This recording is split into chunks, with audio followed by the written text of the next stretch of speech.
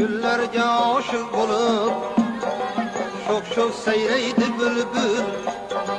Güllerge aşık olup çok çok seyreydi bülbül. Bülbüller seyreşkende geyrep gitedi köngül.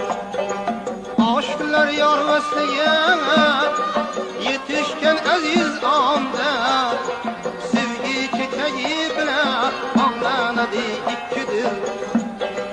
Aşklar yar vesliye yetişken aziz anda, sevgi çiçeği bile anlanadı ikkidir.